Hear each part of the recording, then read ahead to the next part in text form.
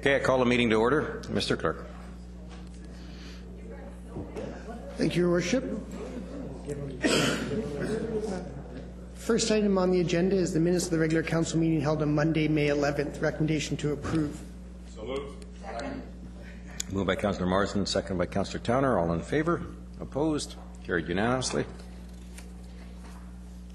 Item 2 is minutes of the Multiculturalism Advisory Committee meeting of Wednesday, April 15th. Recommendation to receive those minutes. So moved. Second. Moved by Councillor O'Neill, seconded by Councillor Deep Boys. Councillor Marsden, all in favor? Opposed? Carried unanimously. Item 3 is minutes of the Maillardville Commercial and Cultural Revitalization Advisory Committee meeting of Thursday, April 30th. Recommendation to receive. Moved by Councillor Reid, seconded by Councillor Marsden. All in favor? Opposed? Carried unanimously.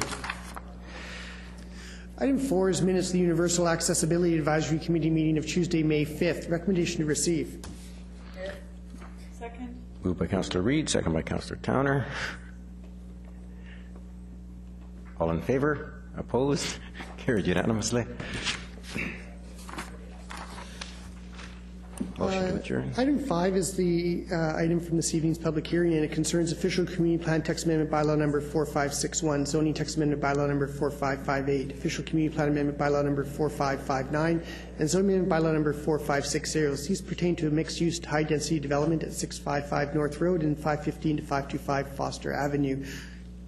In lieu of reading the staff recommendation, I will note that Council has agreed to defer this item to the June 1st Council meeting, and as per our etiquette, we generally facilitate such a request. No. I would call it protocol. He calls it etiquette, and by agreement, I don't hear any opposed to that. That will be deferred to our next Council meeting. Mr. Clerk. Oops. Maybe a point of order question. Will the proponents be at the next council meeting for us to ask questions if we have? We wouldn't be able to hear any answers, but you can ask all the questions you want. No, but like normally we would have the discussion now and we would be able to ask questions. No. Sorry. So once the public hearing's over, we come back, we have a discussion. We can ask questions of staff that pertain to items that have already been raised. But not the proponent. Okay. To hear additional information from outside parties would be awkward. Thanks. Well, illegal. And awkward. Okay, so that item is deferred. Mr. Clerk. Thank you, Your Worship.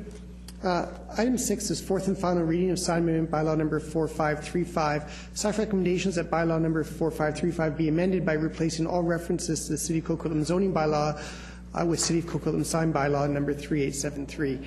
And 2, that Council give fourth and final reading to sign amendment bylaw number 4535 as amended. So moved. Second. Moved by Councillor Reid, second by Councillor Towner. All in favor? Opposed? It was you, wasn't it? Sorry, I didn't hear a word of that. Moved by Councillor Zerillo, second by Councillor Towner. Or was that Councillor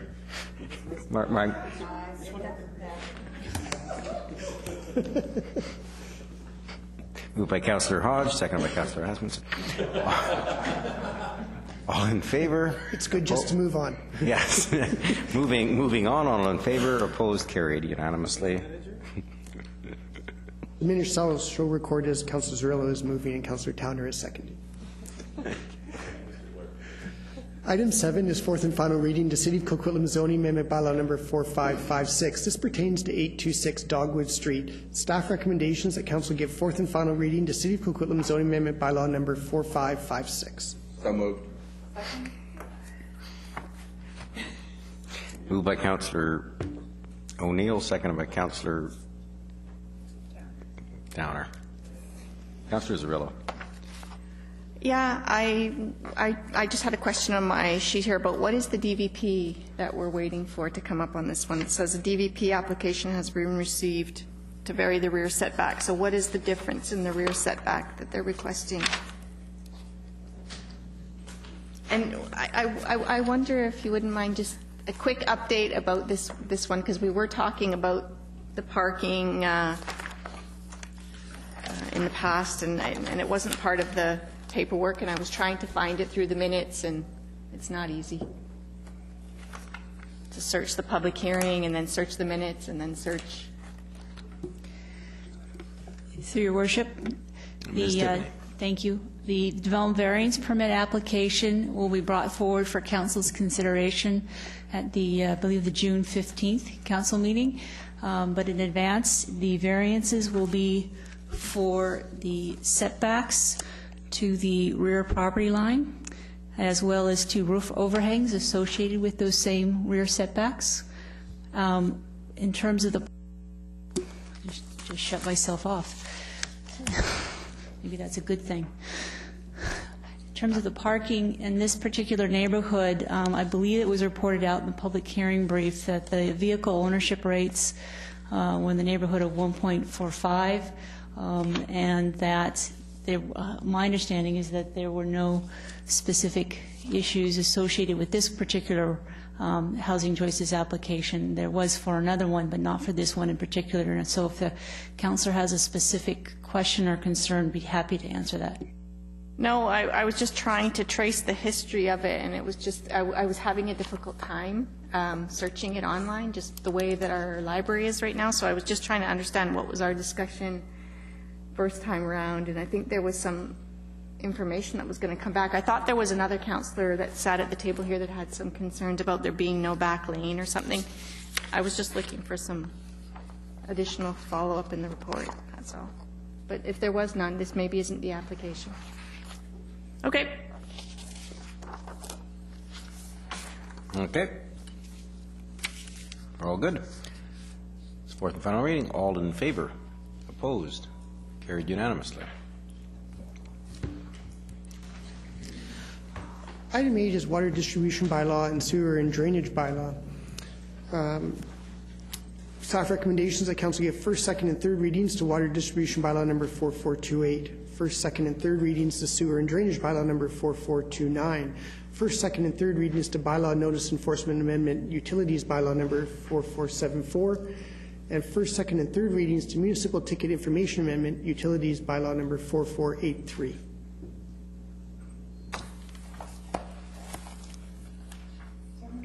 Second. Moved by Councillor Reid, second by Councillor Cirillo. Councillor O'Neill. Yes, thank you. In the actual text of the bylaw, attachment 1, page 5, it lays out the powers and duties of the engineer. And I was actually surprised to see, but I guess it makes sense that given the importance of protecting the water system, that the engineer has such far-reaching powers as to being able to enter any real property to enforce the provisions of this bylaw.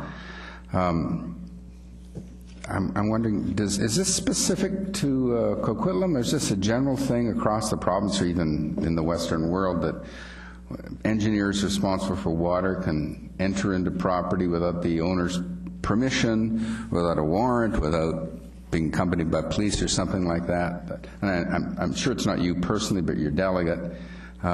Is this something that's quite widespread? Mr. Giozecchi. Thank you, Your Worship. Councillor O'Neill, it is very common in North America to have these powers delegated to the city engineer. When we are dealing with the water systems, there are very specific and very strict health regulations, and it's certainly, if it's not followed properly, then it's a public health hazard. So under no circumstances, generally the engineer should be restricted in entering a property should some work to be done. And how is the evidence for that collected? It's a pretty important thing to enter somebody's property against their will. How is the evidence to support that decision to enter the property collected? Well, fortunately, in our region, I'm personally not aware of any issues which was a post-event action. The regulations generally deal with preventive measures, And in case of, say, a water main break, which is obviously on public property, but even in case of a service replacement that can be either on the public side or on the private side, there are certain steps need to be taken to prevent any probability of infections. Okay, so if it's not a big water main break, but somebody is putting water into the system illegally or taking it out illegally or something, how do you find that out? What sort of evidentiary steps are necessary for you to make the decision, this is serious enough that we've got to enter this property? That's what I want to know. I don't think that it's that simple to put more water into the water system simply because of the prevailing high pressures. Yeah, I think, but the bylaw does talk about that, though. I think the law does talk about that. So I'm just, I'm not asking for that specific. I'm just saying, if there's some infraction going on, or you get word of it, and I mean, it's a serious thing to enter somebody's property. So I just want to know how we're protected, how we're respecting the property rights of the owner, and not going in willy-nilly. And this is. It's an important issue, I think. This is a lot of power, and it's our water safety is very important. So, in order for you to make that decision, you've got to go onto that person's property, even if that person doesn't want you to be there. By far, in most cases, we would contact the property owner, and as part of the initial part of the investigation, and we try to make sure that the property owner, on one hand, will give us all the information what they may have, and also that they understand, and in most instances, with the property owner's permission, we would amicably enter the property. It would be very, very rare that the property owner wouldn't cooperate. Sure, but you got the power. 4.4 says, it doesn't say that we're never going to have to use this. There's specific power there for you to use, even if so maybe, let's move this forward first, second, and third. Before it goes to fourth, maybe at fourth, I can get specific answers. You can talk to the legal department maybe, and we can find out exactly what evidentiary steps you need, or anything like that, because I'm thinking this is a point of principle. Sure. And you're talking very practically, it never happens, but we're giving you this really specific power, and I'd like to know exactly how it would be exercised. So at fourth reading, I'd be happy to receive that information. Thank you. Okay. Did you? No? Okay. It looked like you were going to press your button to speak. I thought you had something wise, and I thought you had wisdom or something to. Mr. Stebler. I can give you actually a couple of specific examples as to when things like this would be used. If there's a water main break on the street and pressures start dropping, there's the potential for the water system to suck contaminants into the potable water system and therefore contaminate future users. And one of the concerns that some water engineers have is what they call cross connections and or connecting up things like fertilizers, that liquid fertilizers through a hose system, and then that could get sucked back into the water system. It doesn't happen very often, but if that kind of issue is brought to the attention of the engineer, I think society would expect the engineer to act on it. And those are the kinds of things where you would go onto private property, whereas you have knowledge that there's something happening on that property that would contaminate the public good. And that's why those powers are common in our society. I believe Councillor O'Neill says that makes perfect sense. There. Okay, that makes good sense. Does there have to be like a declaration made, or just in his office saying, go into that private property and and do what you have to do. Does there have to be notice given or anything like this? This is private property, and it's a matter of principle. So if you don't know the answer, maybe we can talk to the legal services.